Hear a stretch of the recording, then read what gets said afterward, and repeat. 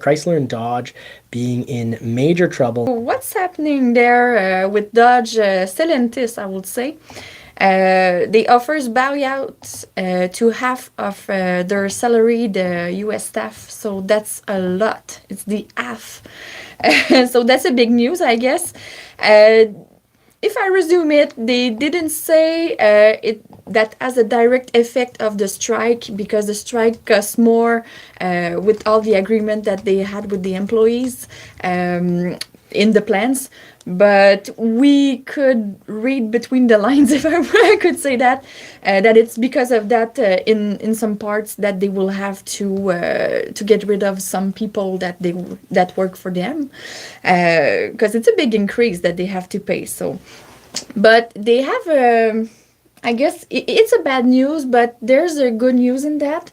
They will offer people to leave with some a part of a salary. Yeah, it's here. Take some money. It's your choice, but here's some money that we're offering you to leave. So yes, the UAW, the agreement has salaries going up by 25%. There's a cost behind that. And I'm worried that Stellantis, either they're in trouble or the CEO wants to get a big bonus and cut, make more profit, or continue to make the same or more profit, because half of white collar workers, so that's desk jobs, half of the people with desk jobs, non-union staff, for North America, there's about a little over 12,000 employees, about 12,700 employees, and roughly half are going to be offered money to leave. Yeah, it will be 6,400 people. And it's not just people who've been there for a year. We're talking about people who've been there for 5 years plus.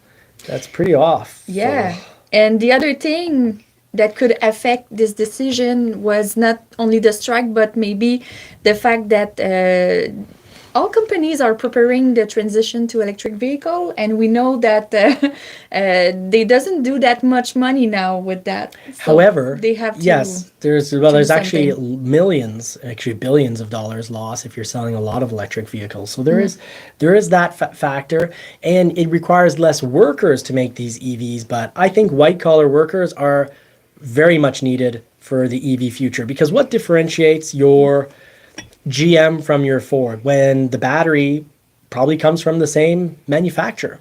We'll have 2 to 5 battery manufacturers globally making batteries, maybe a few more, but electric vehicles, other than style, aren't going to have very many differences. And you need those white collar workers, the marketing team, the design team.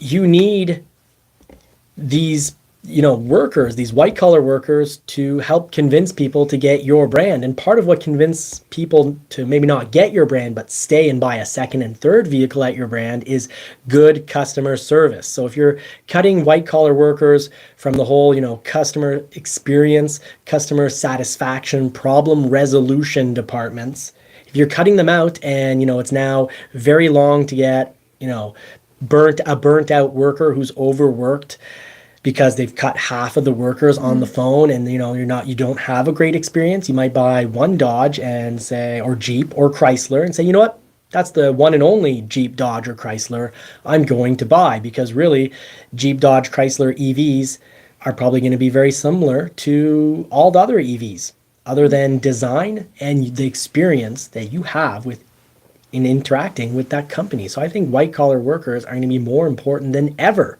But yes, you are right. And EV is making less money. It's actually losing money. Yeah.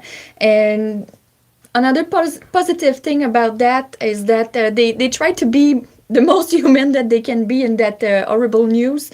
They will offer to their employees who want to volunteer to leave, people who wants to get retired soon, or people who want to pursue other interests. They will check with people first if somebody volunteers to leave. And the other great news is that for workers that were less than 10 years of service with them, they will have 3 months of pay. And more than 20 years with them, it will be a full year pay. So people who want to retire soon, maybe that's the time. Yep.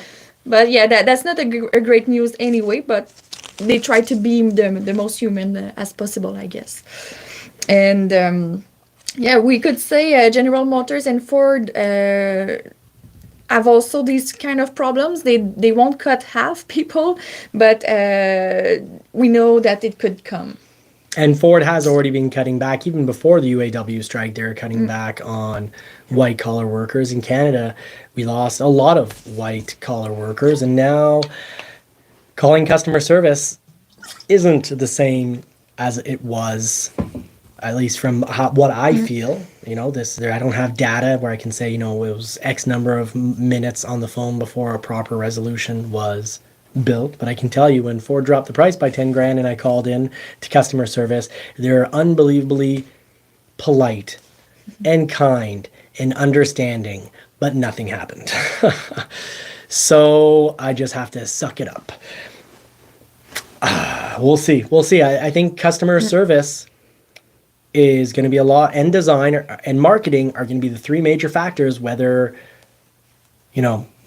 companies are selling EVs.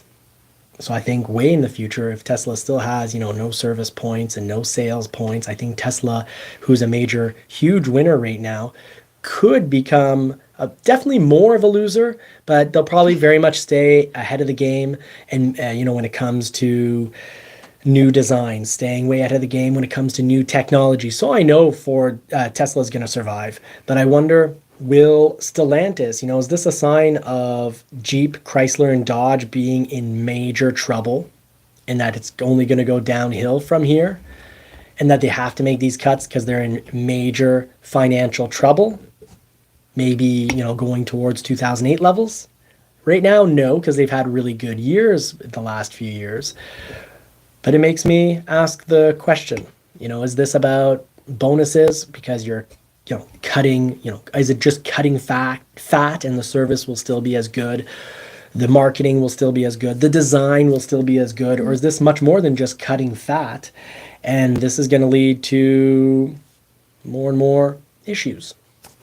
So we'll see. We're going to follow that story and we'll keep you informed.